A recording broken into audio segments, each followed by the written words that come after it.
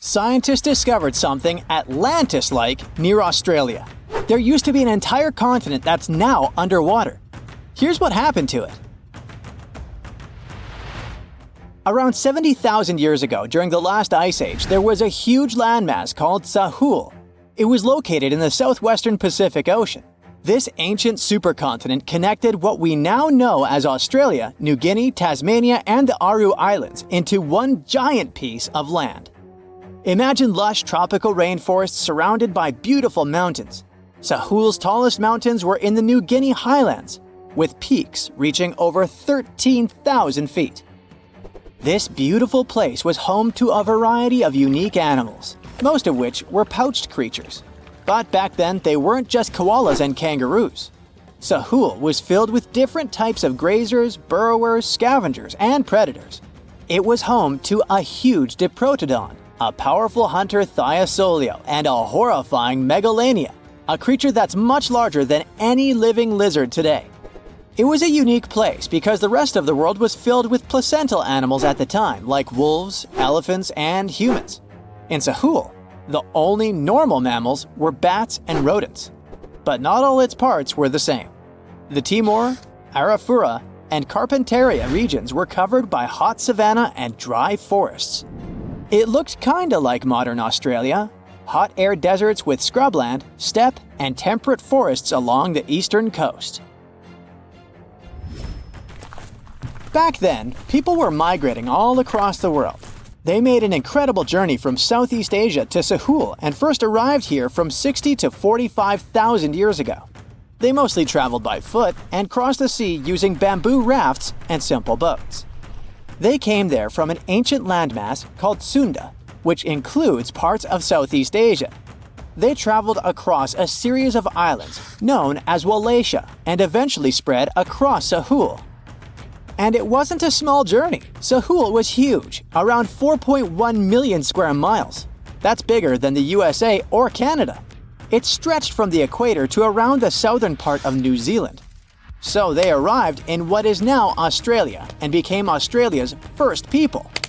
Scientists think that Sahul had a population of 500,000. We've discovered cave paintings that date back around 40,000 years. It's a hunting scene depicting an anoa, or miniature buffalo, facing figures of humans and animals.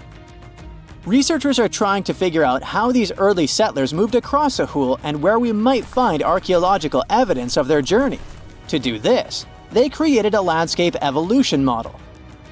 The simulation showed how Sahul changed between 75,000 and 35,000 years ago. It showed potential migration routes and archaeological sites.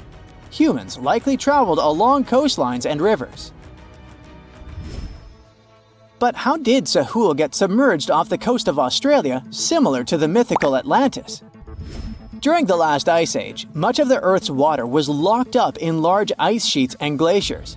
The sea levels were much lower than they are today. After that, the global temperatures increased. The ice sheets melted and the sea levels rose, flooding the land bridges that once connected different parts of Sahul together. About 8,000 years ago, New Guinea separated from mainland Australia, and then, about 6,000 years ago, Tasmania did the same. We still can explore the underwater parts of Sahul thanks to new technology. Divers explore and collect samples directly from the ocean floor. Underwater drones can go to places that are too deep or dangerous for humans to explore. And with sonar mapping, scientists use sound waves to create maps of the ocean floor. It's like using an echo to see what's underwater. The sound waves bounce off the seabed and come back, helping us create a picture of what it looks like. Deep underwater, archaeologists have found stone tools and other artifacts. They also discovered fossils of animals like Diprotodon and Thylasolio. By studying the underwater terrain of Sahul, they learned about the ancient rivers, lakes, and coastlines that existed during the Ice Age. But Sahul isn't the only underwater continent. Sahul isn't the only hidden gem of Southeast Asia. Take Sundaland, a place made up of Sumatra, Java, Borneo, and some other islands. This place was crazy huge during the Ice Age, but now almost fully underwater. Almost, but not entirely. The parts above the ocean are teeming with life. If you like birds, check this place out. It has almost a fifth of the world's bird species. You can spot colorful birds like the Java hawk eagle and the Bali starling among the lush forests. It's also a home to a fourth of Earth's fish species. Sundaland's waters are a haven for marine life, even the most exotic animals like the Asian arowanas. It's also a treasure trove of flowers. That's where you can find Rafflesia and Titan arum, the world's largest flowers. This makes it very similar to Zealandia. Zealandia is a long, narrow piece of land about half the size of Australia. It broke from Antarctica about 100 million years ago. Just like Sundaland, it isn't fully underwater. 7% of it stayed above sea level. This sticking out little piece is what we now call New Zealand, along with Stewart Island and some smaller islands. These pieces of Zealandia are lush and warm. They're packed with volcanoes, mountain ranges, beautiful natural geysers, and hot springs. Local people, Maori, use these hot springs for cooking. People place corn, eggs, and vegetables in baskets and lower them directly in the hot springs. Sometimes they cook food in a pit oven using heated rocks. Another hidden world is known as Argoland. This mysterious landmass was once part of Australia, back when dinosaurs chilled around. It drove scientists crazy for decades. They knew it existed because it left a huge stretch on the ancient seafloor, the Argo Abyssal Plain. About 155 million years ago, it broke off from Australia, saying bye-bye. The continent drifted somewhere north, and when it reached Southeast Asia, it just vanished. Scientists had no idea where it went, but recently they finally found its remains. Turns out, poor Argoland's lower parts started drowning into the Sunda Trench, a horrifyingly deep oceanic pit. The Earth's crust sunk into the mantle. Meanwhile, the upper parts of Argoland were pushed upward, grabbing the younger rocks on land. Because of this, Argoland broke apart into a bunch of smaller pieces. These pieces formed parts of Borneo, Java, Sulawesi, and other regions. The remains are buried under Indonesia and Myanmar. Imagine a colossal landmass the size of Greenland, Greater Adria. Its journey began about 240 million years ago when it broke away from the supercontinent Gondwana. It started moving north, and after 100 million years of enjoying the warm seas, it suddenly crashed into Europe and shattered into pieces. Most of these pieces went deep into the Earth's mantle, but some were scraped off and became part of mountain ranges like the Alps. Today, the remnants of Greater Adria are scattered across more than 30 countries, from Spain to Iran. That's why they're hard to look for. Seychelles was also once part of Gondwana. Yep, these idyllic islands are sitting atop of the ancient continent. We know a lot about it because of its fascinating granite outcrops. 100 years ago, Alfred Wegener discovered continental drift, but no one believed him. These granite outcrops helped him prove that he's not crazy and that tectonic plates really are moving.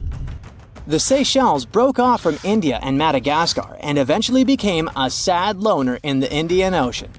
This probably happened because of some insanely active volcanoes in the Deccan Traps. But now, the islands are home to unique species both on land and in the coral reefs nearby. Mauritius broke off from India after the dinosaur wiping. Along its journey, it stretched into a long ribbon-like shape and also broke into pieces.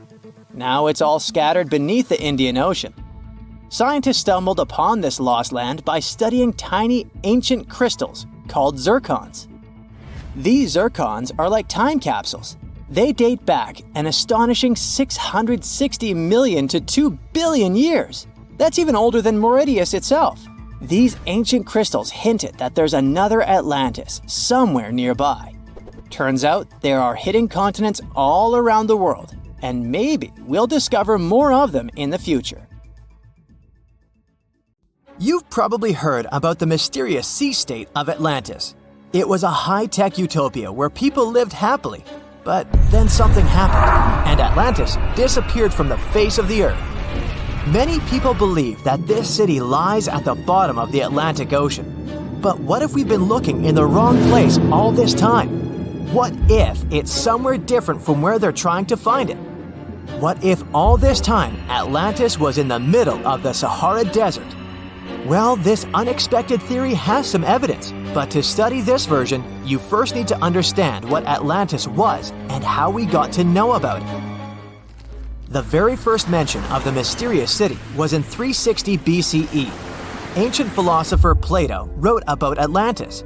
His work, Dialogues, described Atlantis as a rich land with advanced technologies. Its inhabitants were powerful, intelligent, and beautiful, like superhumans. He described in detail the structure of the city, and this was the main reason why many people believed in the existence of Atlantis. According to his records, the Atlanteans built this place in several concentric circles of black and red stone. Then they covered these circles with brass, tin, and precious metals. In the city, there were water channels on which ships sailed. The Atlanteans were sailors, so they built a passage from their city to the open sea.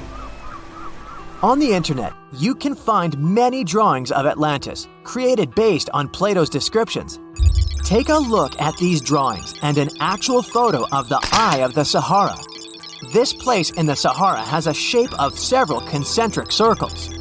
It looks as if a destroyed city left a trace on the sand. Many people have written online that the lost city was located there, but no one could prove it. Once upon a time, the Sahara was filled with rivers and lakes. In prehistoric times, there was only water there.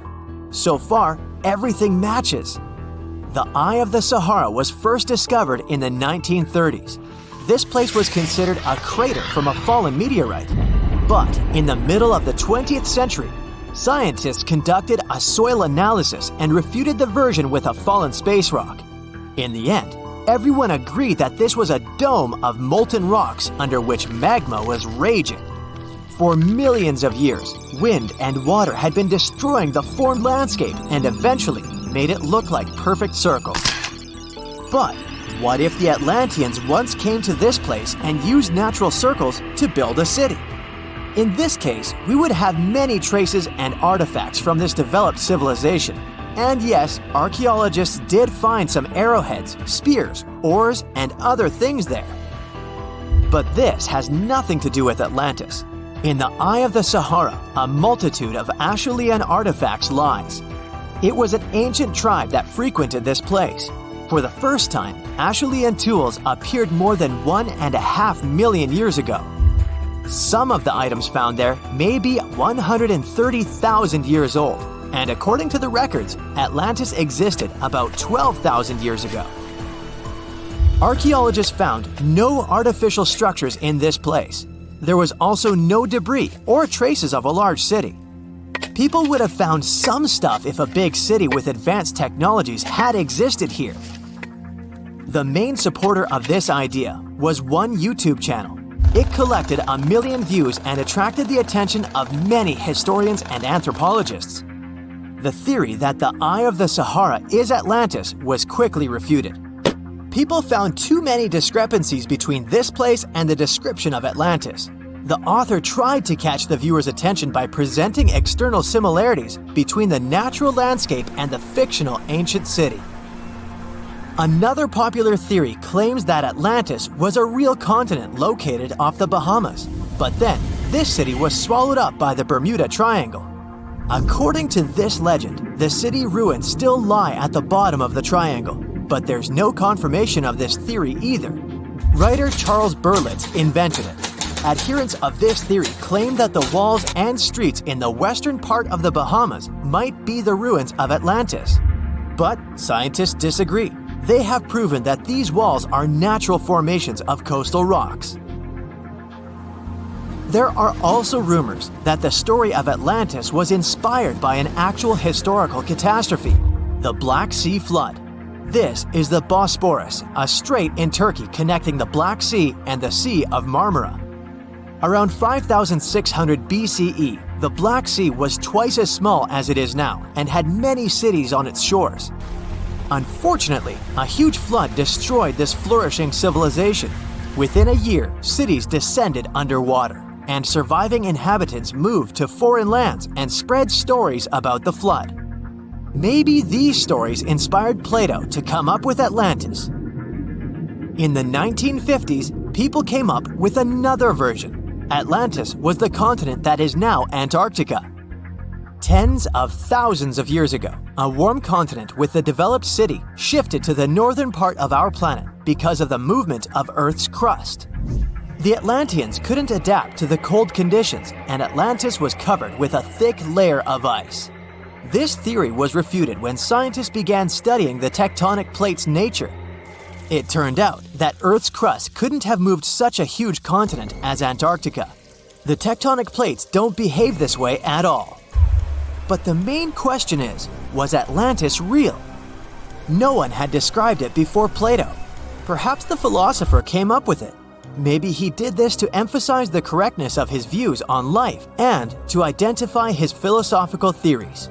In his works, he wrote a lot about divine and human nature and how people can destroy this nature. He spoke of decaying ideal societies because of immoral behavior and vices.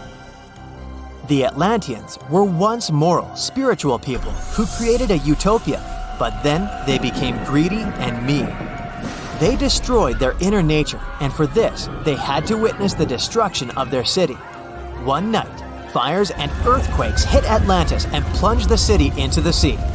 The higher powers punished people for their immoral behavior, and Plato also wanted everyone to be afraid of moral decay. But judging by the descriptions of the earthquakes and fire, it may seem that Atlantis was destroyed by a volcanic eruption, as it was with the ancient Roman city of Pompeii.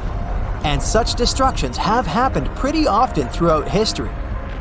Natural disasters ruined many developed cities. One of the most famous cases occurred in 1100 BCE in the Mediterranean Sea, when a volcanic eruption destroyed the highly developed Minoan society. The Minoan society existed for about 2,000 years. These people mostly lived on the islands of Crete and Santorini, located north of Crete. The Minoans had beautiful houses, a sewage system, and a developed economy. They were engaged in agriculture, grew fruits and vegetables, painted frescoes, and made jewelry. They were the first people to found the thalassocracy, an empire based on the sea. They lived off of fishing, piracy, and maritime trade. At the time, they performed cruel rituals, and their way of life was far from moral. They were used to earthquakes on the island of Santorini, so they reinforced the walls of the city with wooden beams, but they didn't know what a volcanic eruption was. And when the sulfur smell appeared in the air, they didn't suspect the impending catastrophe. When the volcano spilled out tons of lava and ash, all the residents of Santorini abandoned their homes and tried to escape, but they couldn't. The eruption and earthquake triggered a tsunami. A large wave flooded the coastal part of the island of Crete. This hit the economy of the Minoans hard and destroyed their port harbor. Then, foreigners attacked Crete and finally destroyed the developed civilization. Some historians think that Plato could have referred to the Minoan Empire when describing Atlantis. Using their example, he showed how immoral actions could destroy people. The Azores are 9 islands in the Atlantic Ocean, sitting about a third of the way from Europe to North America. A history textbook will tell you that the Portuguese explorers discovered this beautiful archipelago in the 15th century. Until then, they were uninhabited. The islands still belong to Portugal, so there seems to be no controversy or mystery here, except for the fact that some researchers think the Azores were home to an ancient civilization from thousands of years ago. Others support the idea that the famous Atlantis itself was here. In 2010, archaeologists announced that they found some structures on the islands which looked like they were from the Stone Age. If that's true, it would mean that there was a civilization back then which was advanced enough to travel this far and settle on the remote islands. A special scientific commission studied the matter and concluded that those structures were natural rock formations or had a more modern origin. So the first settlers were supposed to have been the Portuguese. It didn't stop some enthusiastic scientists from further research.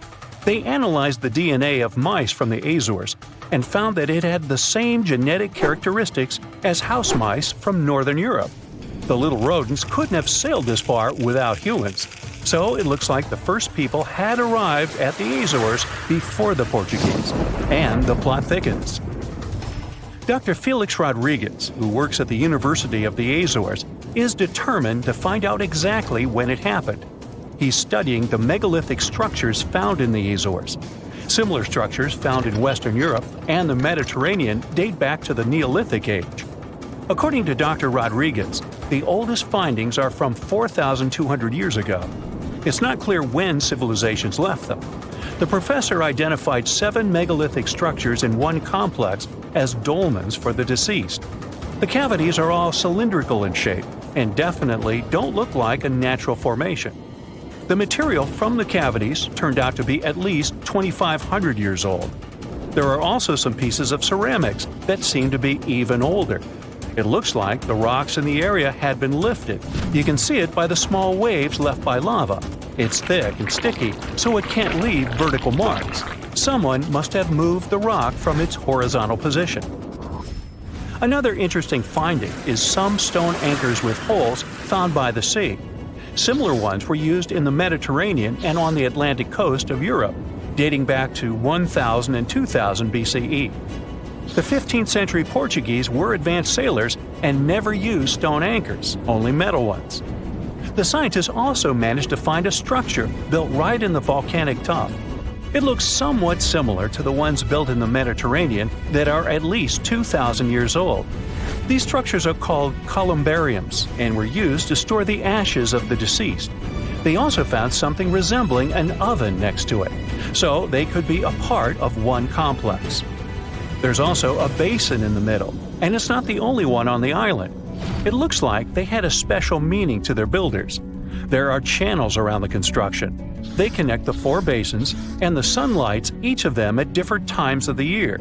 It was all carefully planned, as they were lit the brightest during winter and summer solstices and autumn and spring equinoxes. The water passed through all the basins and went directly into the sea. It could have been a purifying ritual. Now, some people are skeptical about the findings and believe they're all parts of a fortress from the 16th century. Professor Rodriguez is determined to prove it's all much, much older.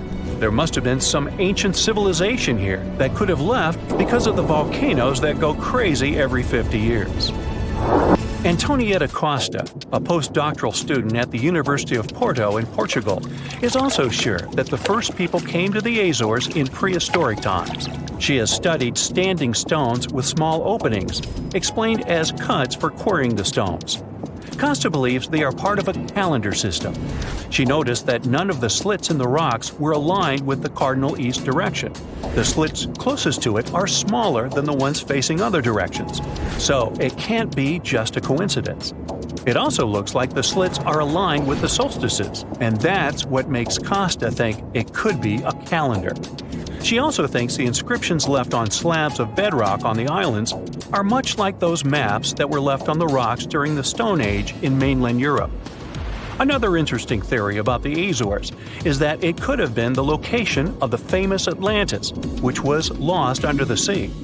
Since the Azores archipelago is in the middle of an ocean, it could technically be a perfect place for that. A 20th century scholar quoted Plato to prove this theory was right.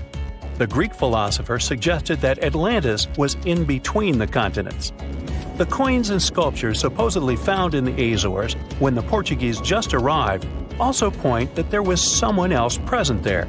And way more recently, in 2013, a sailor found a huge structure looking like a pyramid off the Azores coast.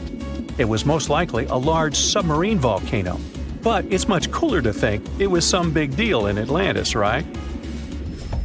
Peru has its own mystery. Amid the desert, you can find some eerie marks called the Nazca lines. They're known as geoglyphs and were created more than 2,000 years ago by the people of the Nazca culture. Thanks to a dry climate and strong winds in the desert, most of the Nazca lines have reached our day. To create them, Nazca people removed the top layer of the pebbles and revealed the soil beneath the ground. The color of the soil changes from reddish-brown to yellowish-gray, so the lines always look different. Most of the geoglyphs depict plants and animals. You can clearly see a monkey, a whale, a condor, a hummingbird, a spider, various flowers, trees, and other plants. There are also some geometric shapes, such as triangles, trapezoids, and spirals. Since they were discovered in the 1920s, scientists have offered different explanations for the lines. Some say that in Nazca culture, people ascribe special significance to these motifs, so they probably created these shapes for deities in the sky to see. Others believe they were a sort of astronomical calendar, and animal sketches were modeled after groups of stars. This theory was proved wrong, so the purpose of the lines remains a mystery. Another place that leaves many questions is Nimrut Mountain in Turkey. This mountain has a complex of monuments with temples and tombs. It was built by the Kingdom of Commagene, which ruled here around the 1st century BCE. There are statues of King Antiochus, 2 lions, 2 eagles, Zeus, Hercules, and Apollo. Archaeologists found the ruins of this complex at the end of the 19th century. They thought it had been built by the Assyrians. Then, some of the most famous scientists of the time came here and found an inscription in Greek. It had details about the sculptures and the names of important members of the Commagene royal family. It looked like it had been put there for future visitors. The scientists established that the statues used to be full-size figures. Changes in temperature, strong winds, snow, and the bright sun didn't leave them a chance to last in all their original glory. Plus, the complex is in an earthquake zone, so all you can see now is mostly the heads of the statues. They look incredibly complex and large for their time. The biggest question is, how did the people who lived thousands of years ago manage to create such huge sculptures on top of the mountain? It's obvious that they worked on shaping the limestone blocks up there and not on the ground. So, stay tuned. We'll keep an eye on this.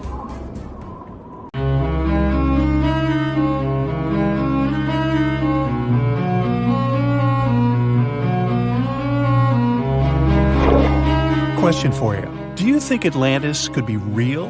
It remains as one of history's greatest mysteries. The legend began with Plato, all the way back in ancient Greece. The tale of a civilization that formed and prospered before our own. Atlantis was supposedly a highly technological society, much like the Mayans. But, as the legend says, due to the people's greed, they were punished by a flood that destroyed and submerged their cities. Different theories try to guess Atlantis' location. Some say it was in the Mediterranean Sea. Some say it's beneath the Bermuda Triangle. But, as science has shown us, Atlantis may be only an allegory for humankind. Today, you'll discover several amazing underwater cities that you have never heard of. They existed indeed and are not just a myth. We're taking you on an excursion to the underwater city of Baia, which is on the coast of Italy. Known as the Las Vegas of the Roman Empire, Baia was a resort city. The Roman elite traveled there for recreation. Imagine an open-air spa. That was Baia.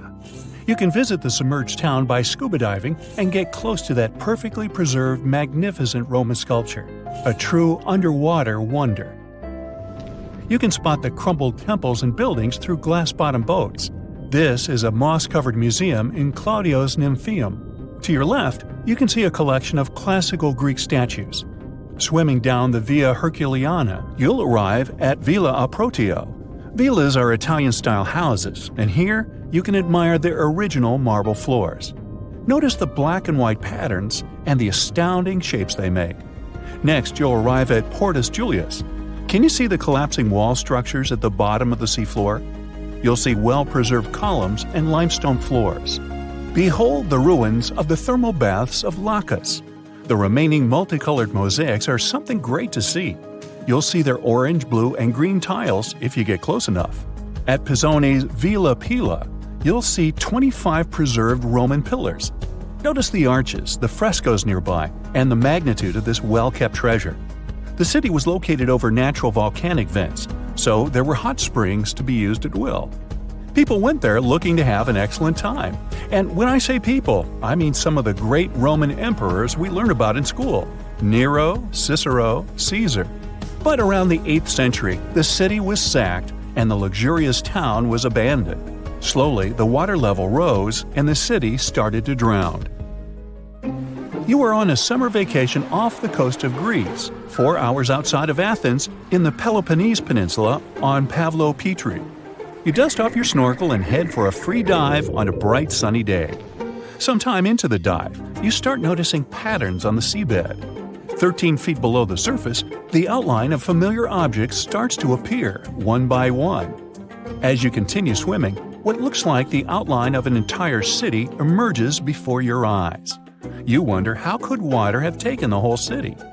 Rocks are perfectly aligned into what appears to be the foundation of a building. Nicholas Fleming, a British oceanographer on vacation in Greece, was the person that discovered Pavlo-Petri. He was documenting the seafloor artifacts. The team found the site filled with pots, storage vessels, and tools. A quern stone, for instance, is a tool used for grinding grains and turning them into flour.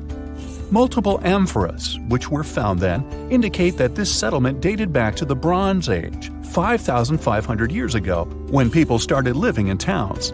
The settlement is believed to have lasted for over 2,400 years.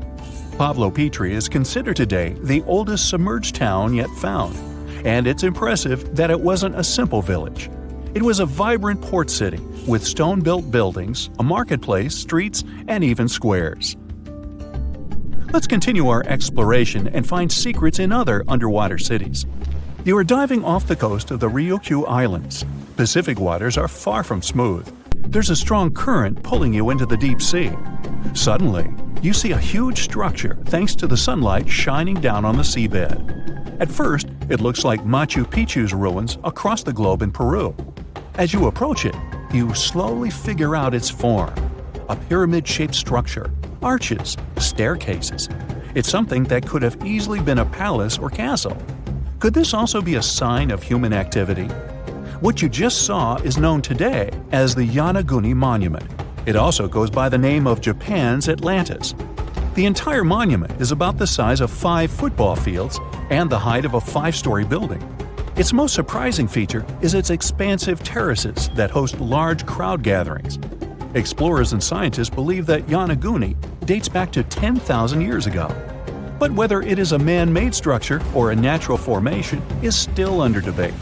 For Japan's top marine geologist, Professor Masaki Kimura, Yanaguni is the heritage of a lost civilization. Kimura has dived into exploring the ruins over 100 times over the past 10 years. According to him, there are clear signs of human activity down there. The triangle pool, located on the monument's surface, is a triangle-shaped concave that is a historical symbol of water fountains in the region. There is also a giant turtle carved on the eastern side of the structure. And according to Kimura, turtles have an important cultural meaning. Several pieces of stone tools have been recovered from the site. Their estimated age dates back to 10,000 years ago.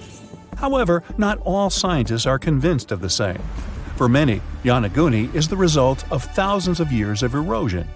The fact that the monument is composed of one massive rock leads them to believe that it is not human-made. The defined edges and flat surfaces resemble a natural formation occurrence in Northern Ireland, known as Giant's Causeway.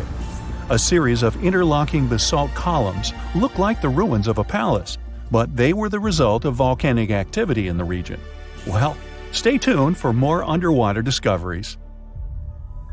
The next stop on our voyage is one of today's most famous underwater cities that has turned into an underwater archaeological park. The city of Port Royal in Jamaica exists today only below the surface. But in 1692, it was one of the wealthiest cities in the Western Hemisphere. Port Royal was the center of the British Empire at the time, and an important trade city that attracted people from all over. It was also home to real-life pirates of the Caribbean. On the morning of June 7, 1692, the people of Port Royal met a different fate than they probably expected. The bars and restaurants beaming with life woke up shaking. People were taken out of bed with the power of a massive earthquake, estimated today at 7.5 on the Richter scale. One survivor says he saw the earth opening up and swallowing the town whole. What he said could be true, as the city was mainly built over sand. The ground sucked buildings, roads, and everyone above. geysers erupted, and finally, waves as big as 10-story-high buildings hit the city. About 33 acres of the city disappeared underwater, and amazingly, most of its 17th century remains lie in good condition under 40 feet of water. In the ruins, archaeologists have found taverns, storage rooms, kitchens, and recreational buildings used for diverse purposes. You can see a grand lion statue, a submerged bridge, and many picturesque arches. Now, do you fancy a trip to India?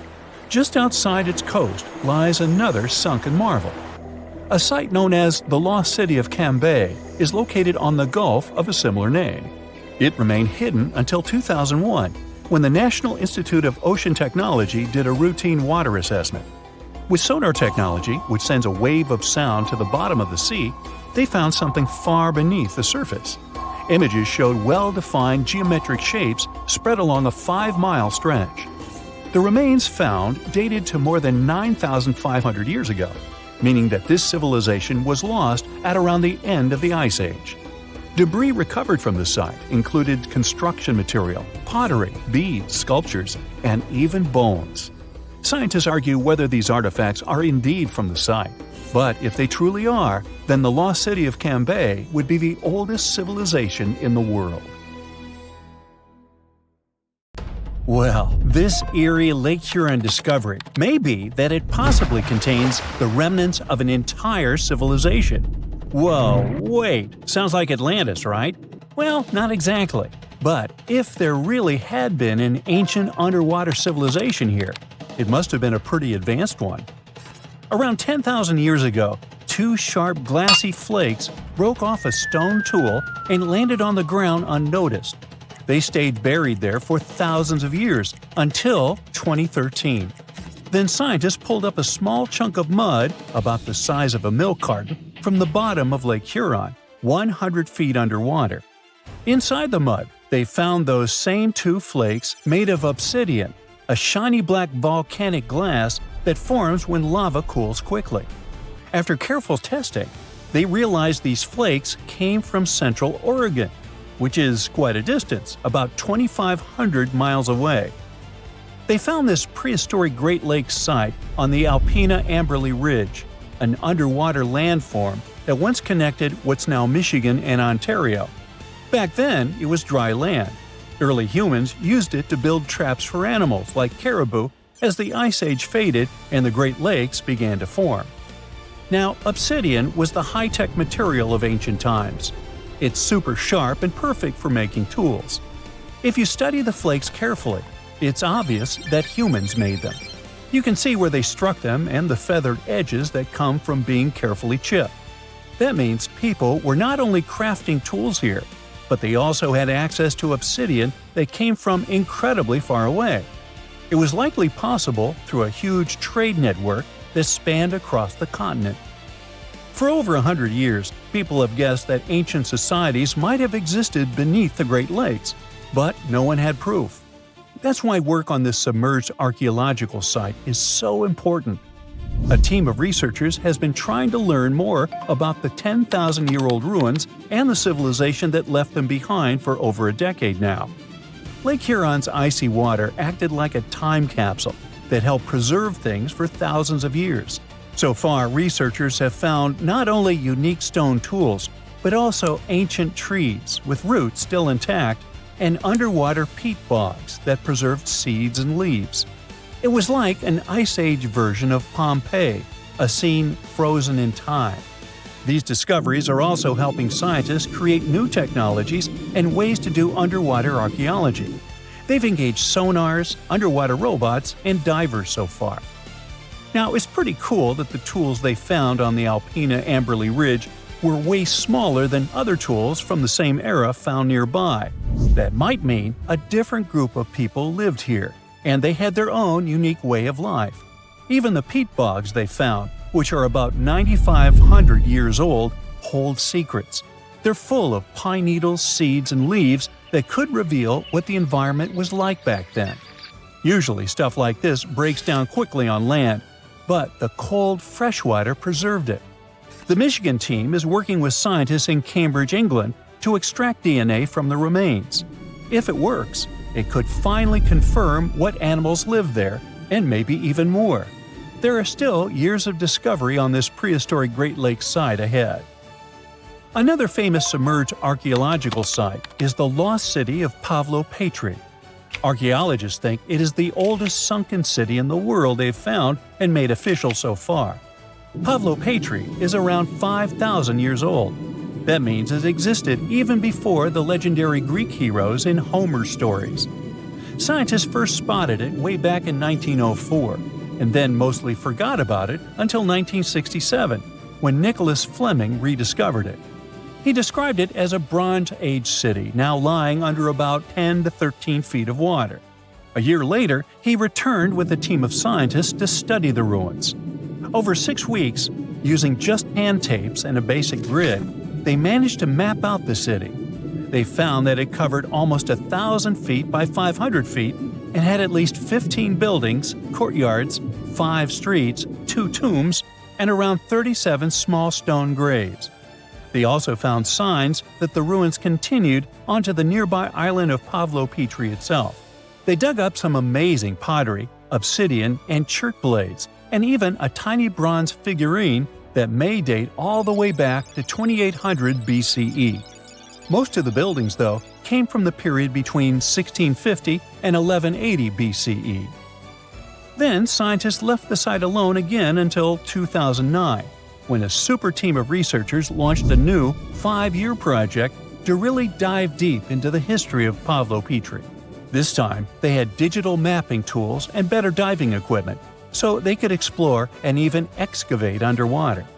They found another 97,000 square feet of buildings, including a large hall and hidden streets. Plus, they dug up even more pottery that showed people had been living in the city from about 3000 BCE to 1100 BCE, and that the city once had a population of 500 to 2,000 people.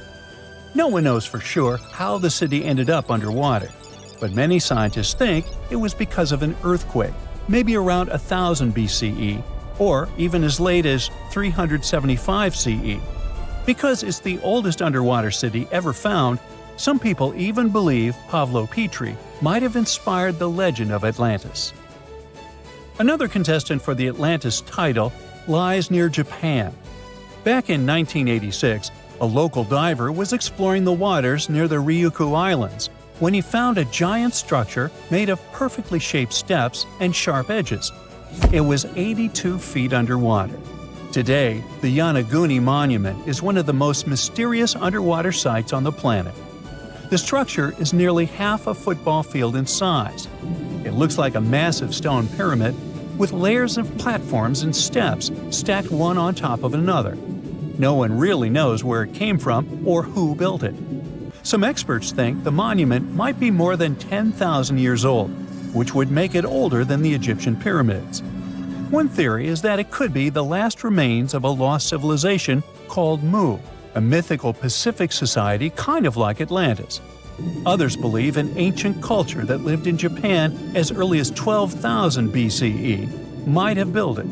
But many scientists and geologists are skeptical about this possible underwater ancient civilization, even though Yanaguni has narrow passageways, arched openings, and right angles that almost look like city blocks. They say that the site looks a lot like natural rock formations, like the Giant's Causeway in Northern Ireland, for example. The whole monument is still connected to a bigger chunk of bedrock, which means it wasn't built piece by piece. And the way the layers of rock are stacked probably has more to do with earthquakes and tectonic movement. It's located in the very active Pacific Ring of Fire. One marine geologist kept going back down there, and every time he found something new. He says he spotted tool marks in the rock, symbols carved into stone faces, and even rock formations shaped like animals. He believes these carvings point to a culture that came from mainland Asia. He said he had identified 10 different structures off Yanaguni, including a ruined castle, a triumphal arch, 5 temples, and even a huge museum. These buildings seem to be connected by roads and channels, and some parts are surrounded by what could be giant stone walls. The explorer believes the city is at least 5,000 years old, based on stalactites found in underwater caves nearby, which would have only formed after the caves flooded. His supporters say they have never seen an earthquake create shapes like this, above or below water. But skeptics blame it all on erosion and insist that whirling underwater currents and sea creatures left holes in the rock. Now, if you want to form your own opinion about it, the spot is open for visitors, and it's definitely a super fun diving experience.